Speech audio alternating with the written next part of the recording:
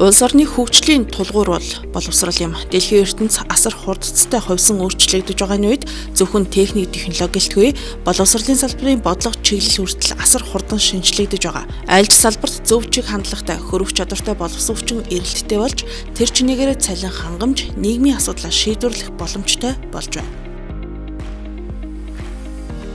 Гадаад хэл аль эсвэл ямар нэгэн хичээлийг гүнзгийрүүлэн сурах нь хүүхдийн хичээл зүтгэлээс гадна суур мэдлэг хэр сайн тавигдсан бэ гэдэг нь чухал.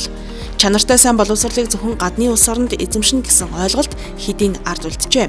Миний сургууль, миний бахархал нэвтрүүлгийн энэ удаагийн дугаарыг Дархан уул аймаг, Дархан сум 10 дугаар багт барилах Соёз олон улсын сургуулиас бэлтгэлээ.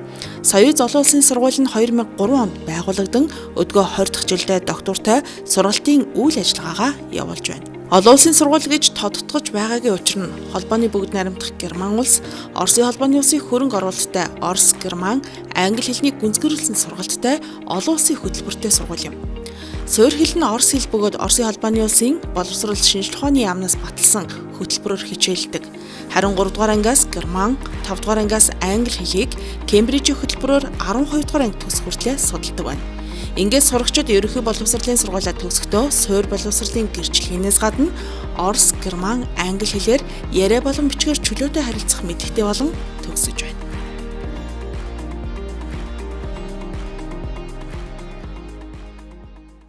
Гадаад хэлний гүнзгийрсэн сургалтаа сургууль яагаад байгуулсан бэ гэхээр Дархан уул аймагт тэр үед гадаад хэлний гүнзгийрсэн сургууль байгаагүй.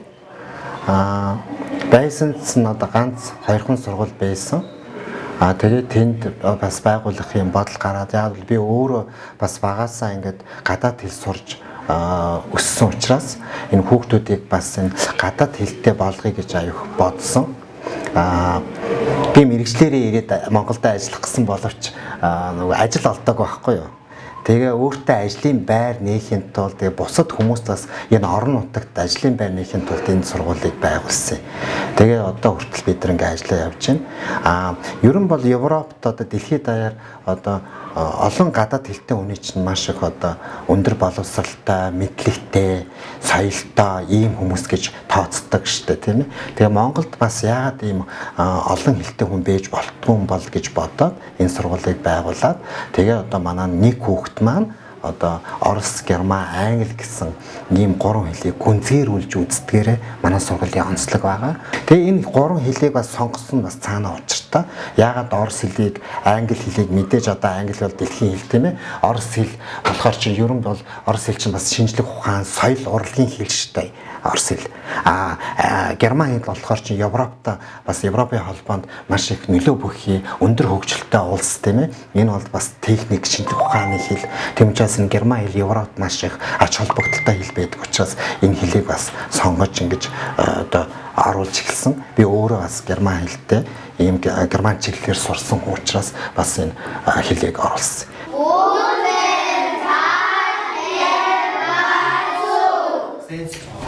Was ist das, Kinder? Das ist eine Klasse. Wie heißt das auf Deutsch? Das ist eine Tafel. Was ist das? Das ist eine Fenster. Ist das eine Wand? Nein.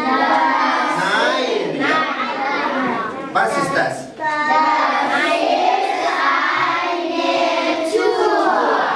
Ist das eine Kreide? Ist das eine Kreide? Nein. Und?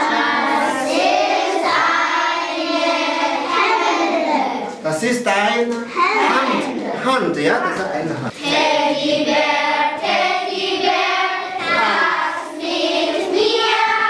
Teddybär, Teddybär, lach mit mir. Teddybär, Teddybär, hoch das Bein. Teddybär, Teddybär, Spaß muss sein. Гурлаа одоо хоорондоо соёлтой холбоотой байдаг. Орос хэл маш хүнд хэл, маш их дүрмтэй. Одоо орос хэлийг одоо сурах бол маш их хүндрэлтэй байдаг. Гэхдээ энэ орос хэлийг үздсэн хүмүүс дараачийн одоо хэлийг үзэхэд маш их хялбар. ялангуяа герман хэл маань орос хэлний одоо хилцүүн бүтцэд нь бас төстэй ойрхон байдаг. Тэгээд герман хэл үзсэн хүн англи хэл үзэхэд бүр хялбар байдаг. Энэ бол мэдээж одоо энэ хоёулаа Европ хэлний хэлнүүд учраас тийм ээ. Англи үг, герман үг, орос үг гэднэр ч одоо их ойролцоо үгнүүд маш их байдаг штэ. Дуудлага нь жоохон өөр болохоос шүү тийм ээ. Тийм болохоор энэ хэлүүдийг хамт зэрэг сурахад бол хялбар байдаг. Соёз сургуулийн бас нэгэн давуу тал нь сурагчид гадаад улс руу тэтгэлэгт хамрагдах бүрэн боломжтой. Тодорхойлбол Герман, Оросын холбооны улс, Европын холбооны улсуудад техник мэргэжлийн сургууль, ихтэй сургуулиудад 100% тэтгэлэгтээ сурах боломж хүүхэд бүрт нээлттэй. Өнгөрсөн хугацаанд 130 орчим хүүхэд тэтгэлэгт хамрагдсан бол 60 орчим хүүхэд холбооны бүгд найрамдах Герман улсад сурагч солилцооны хөтөлбөрт хамрагджээ. Бид нар одоо 7 төгсөлт хийцэн байгаа. Энэ 7 төгсөлт хийхэд нийтдээ 123 хүүхэд одоо энэ 21 жилийн дотор төгссөн байна манай сургуулийг. За энэ 123 хүүхэд маань бүгдээрээ одоо тэтгэлэг авсан.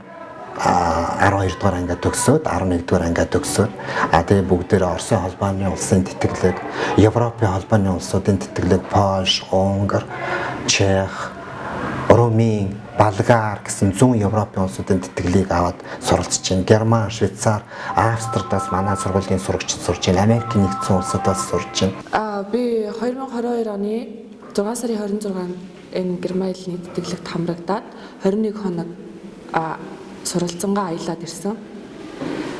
Тэгээд Герман улсын Берлин хот руу яваад ирсэн. Нөгөө 21 улсын хүүхдүүдтэй хамт суралцаад тэгээд тэнд бол үнэхээр гоё эсүү Герман хэл амар гоё дээшлүүлээд орос хэлээр ч гэсэн ярьдаг хүүхдүүдэд болохоор орос хэлээр ч гэсэн яриад англиар ч гэсэн яриад гурван хэлээ гурван амар сайн сайжруулж чадсан. Ер нь ихэвчлэн англиар ярьсан нөгөө нэг бусад орны хүүхдүүд ч гэсэн яг бид нартай адилхан нөгөө нэг өөр хэлээ бас сурж исэн болохоор Герман хэлээр хэлж одоо тэр хүмүүсийн хувьд өөр хэл шүү дээ. Тэгээ яг адилхан нөгөө нэг тэтгэлэг аваад ирсэн. Тэгээ тийм болохоор ихэвчлэн дандаа англиар ярьсан. Германаар болохоор багш нартайгаа харьцдаг. Тэгээд багш нартайгаа зөвхөн германаар харьцна. Тэгээд ойлгоход бол амархан байсан. Маш том боломжийг олгосон. Яг миний мөрөөдөл болохоор Герман улс руу явах байсан байхгүй юу?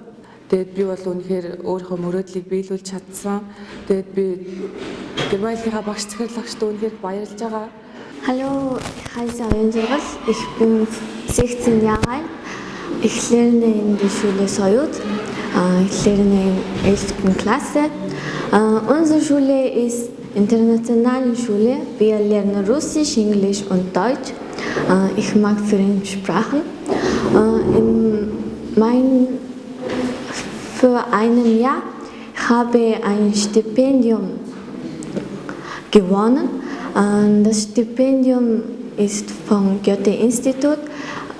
Ich habe meine Sommerferien in Deutschland verbracht.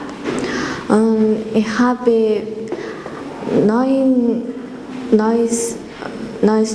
Leute aus verschiedenen Ländern kennengelernt. Zum Beispiel aus Russland, Schweden, Polen, Tschechien und so weiter. Wir haben einen Deutschkurs besucht. Das Deutschunterricht war sehr interessant. Dafür danke ich dem Goethe-Institut und meine Schule und meinen Lehrer und meine Eltern.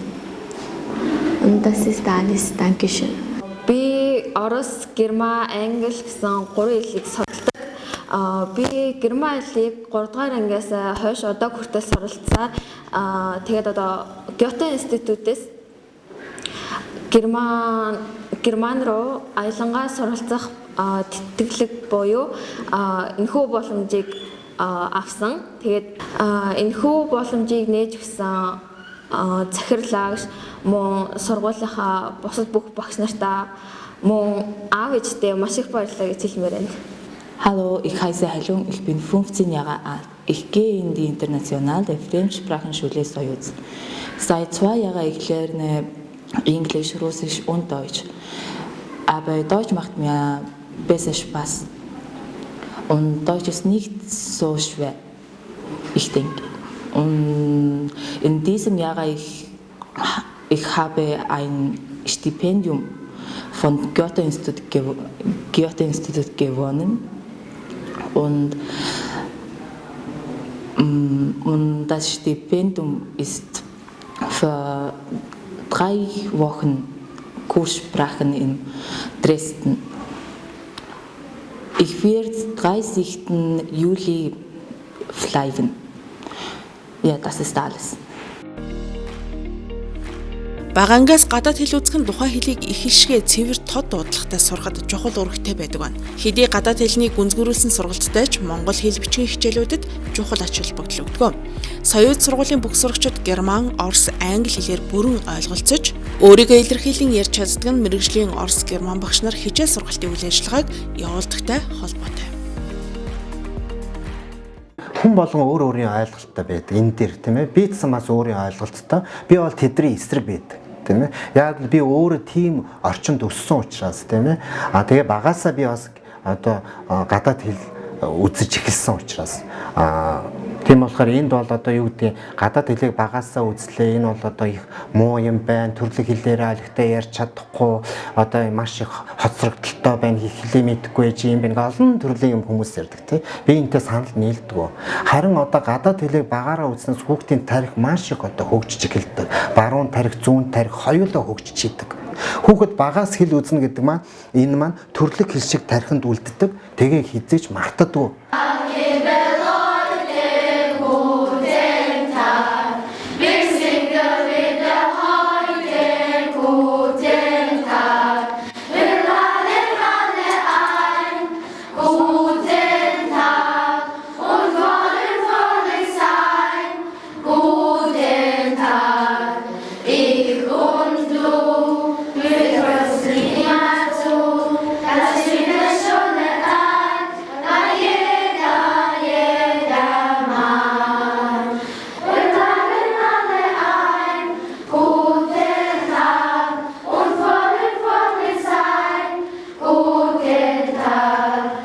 Здоров. Здоров. Как тебя зовут? Меня зовут Зырько. Сколько тебе лет? Мне 10 лет.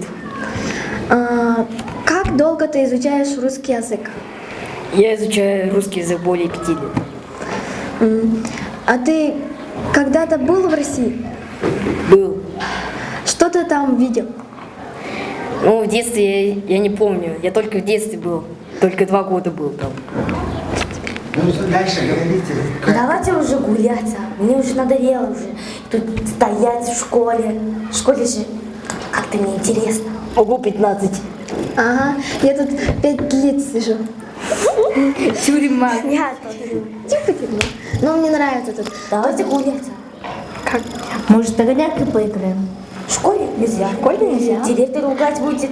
Да. А на улице? Ну, и много же детей. Там, мне кажется, кого-то пораним. Да. Да. Будем ругать, будут нас родители. Да. А вы делали домашку? Я да. Я только половину сделал. Я только могу. А математика что дома? Математика? Фото 9 и 10 вроде. Да. Геометр сделал. Геометр? Геометр. Я хочу чертить. Okay, so we can talk about our school. Of course, what's your favorite subject? Today's subject, we're going to talk about the school and the rules and how teachers helped us to get this far that we are right now. Of course. Can you start the conversation first? Sure. When did you start learning English? English, I started learning English around when I was, I think 8, 9, something like that. And I really liked it because I met friends on the different applications, things that, we use in a phone nowadays. And I found friends, a lot of them. They are not Mongolian. They're different. They're from other countries. Races? No, they're from different countries. And of course, I needed to learn English very badly because it's the English. Everyone knows English pretty much because 3 billion people knows it. yeah, most of the people in the world knows English.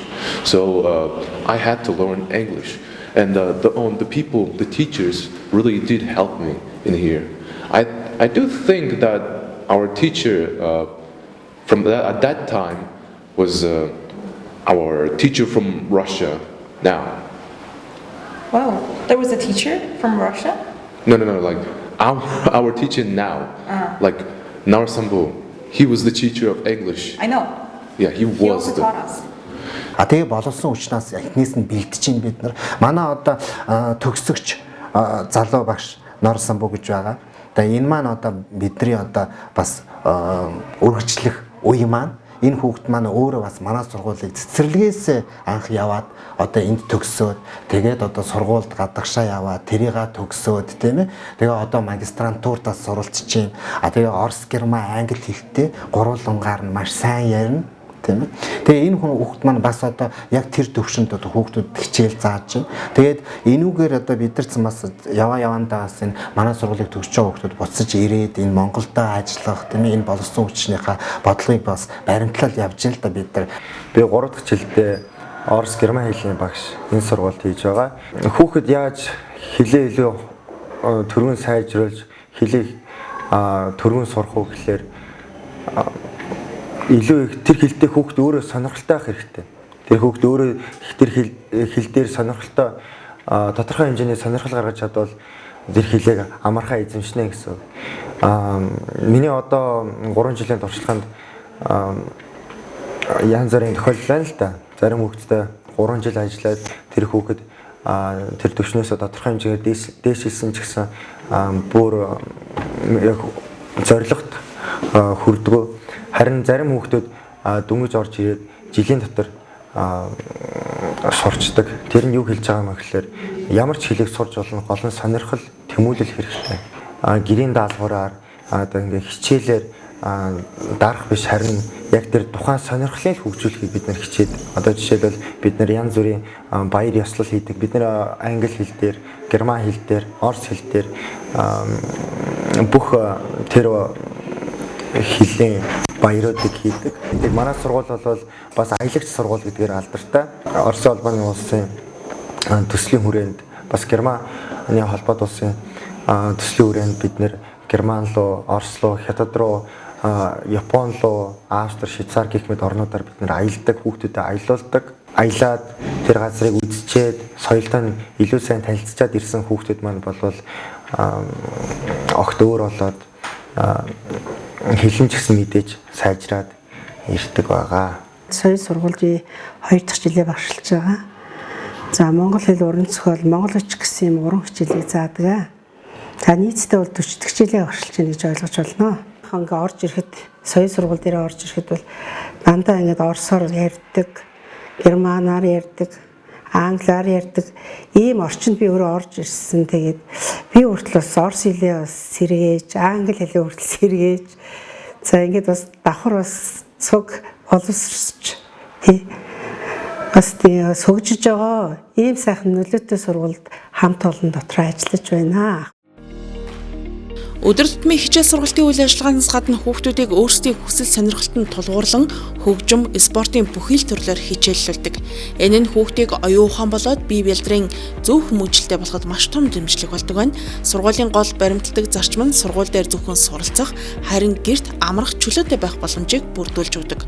Энэ нь эцэг эхчүүд соёуз олон улсын сургуулийг сонгох шалтгаан болдог юм. Энэ цаг байрыг ариун цэврээ сахих тийм ээ бие биентэйгээ зөв харьцах тэгээд одоо хүнтэй заавал мэдлэх энэ мэдлэх ёс тийм ээ за тэгээ энийг хажуугаар бас мэдээж монгол багш нар мандсан бас одоо монгол ёс зүй энийг чинь бүгдийг хамтдах нь авч явж байгаа байхгүй бид нар тийм тэгэхээр энэ яг болж байгаа юм. Тэгээд тэр арга зүйн барил дээр ч одоо чи манай герман хэл гэхэд тийм ээ ерөөсө гэрийн даалгаваргүй явдаг хэл. Ерөөсө гэрийн даалгавар өгдөггүй. Одоо энэ Европт, Финланд ч одоо боловсрлороо тэргүүлдэг гэж штэ тийм ээ. Тэгээд яриад идэг. Тэгэхэд тэнд бас гэрийн даалгавар өгдөггүй. Тийм ээ. Тийм улсууд бас зөндөө байна. Оросын холбооны улсын олон улсын Артек гэж туслан байна.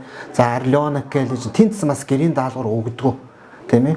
За зүгээр 10 юуны энгийн хотуудын зарим сургуулиуд ийм чиглэл рүү орцсон. Өөрөөр хэлбэл хичээл дээр хүүхэд айгүй бүтээлтэй, багшдсан бүтээлтэй хүн боломд хүрч ажиллах ёстой гэдэг л энэ одоо сэтгэлгээ, энэ арга зүйд айгүй суралцах ёстой юм шиг байгаа юм тий. Тэгээ манай герман хэл бол энэ дээр айгүй дэвшилтэй явж байгаа. Цаашлаад одоо англи хэл, орос хэл дээр бид нар энийг бас их оруулж байгаа. Маш их бага цөөхөн нөгөө даалгавар өгдөг. Эцэг эхчүүд чинь орчин үед ч одоо энэ даалгаврын ачаал маш их хэцүү байдаг шүү дээ тийм. Сайн бацгаана уу? Соёл сургуулийн 9 ангийн сурагч Дулансүрэнгийн ээж байна.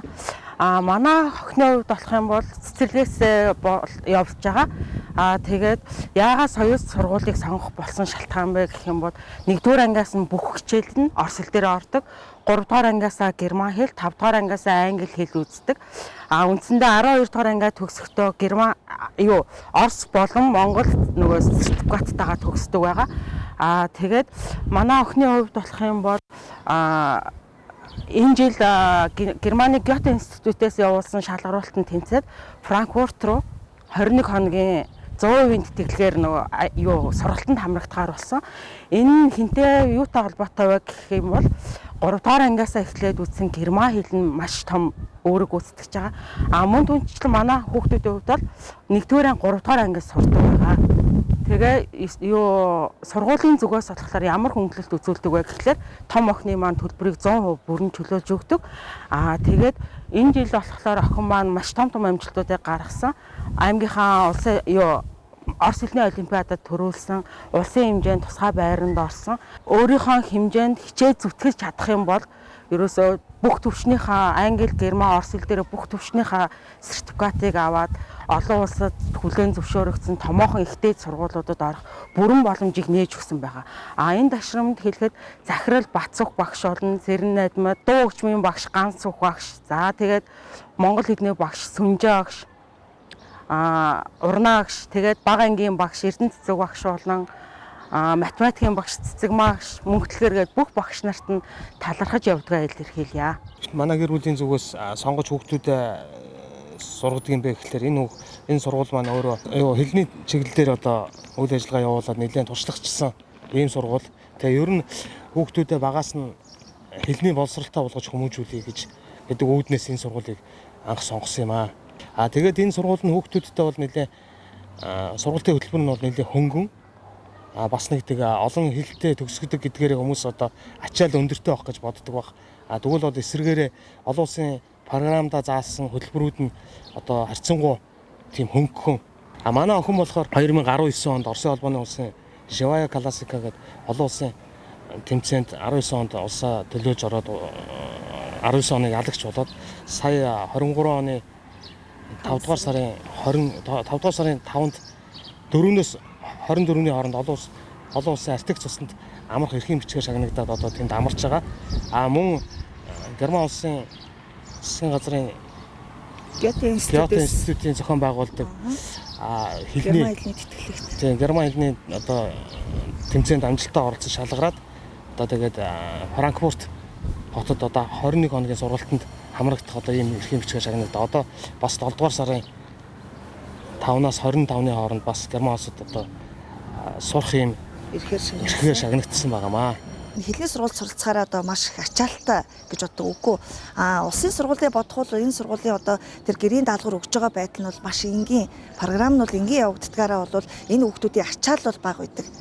Одоо тэгээ энэ сургуульд суралцсан одоо бидний давуу тал бол одоо захиралтай бол маш их баярлж байгаа. Энэ сургуулийн багш нартаа баярлж байгаа. Ард талыг одоо авч явж байгаа бүх ажилчид одоо хүмүүстээ маш их баярлсан талархснаа бол илэрхийлж байна нийт хэцгийнхаа өмнөөс. Манай сургуулийн зорилго юунд хүрэхийг хүсдэг вэ гэхээр хүүхэд сургууль дээр хүүхэд юм ирж сурах ёстой гэдэг зорилгыг бид нар баримталж байгаа байхгүй. Түүнээс гэртээ очиод ээж автагаа цуг сурах гэсэн баримтлал биш. Тийм ээ. Энэ баримтлалыг чинь манай Монгол аяг бариад байна шүү дээ. Манай Монголын одоо боловсролын систем чинь яадаг гэхлээрээс багш нар хичээлээ заагаад хэцүүч байдаг. Дээрээс нь баахан даалгавар өгчдөг, ээж автагаа хийгээд өгчдөг шүү дээ. Тийм үстэй. Ээж аав нь ажил хийдэг, гэртээ ирлээ дахиад хүүхдтэйгээ нөгөө хичээлээ хийдэг. Ингээд ээж аав нь одоо бараг 30 жил сургуульд сурж шүү дээ. Хүүхдтэйгээ цуг тийм ээ. Энэ одоо тогтцоог л өөрчлөхийг бид нар аяг хүсдэг. Тэгээ энийг одоо бид нар дуршаад явж байгаа. Энэ болж байгаа.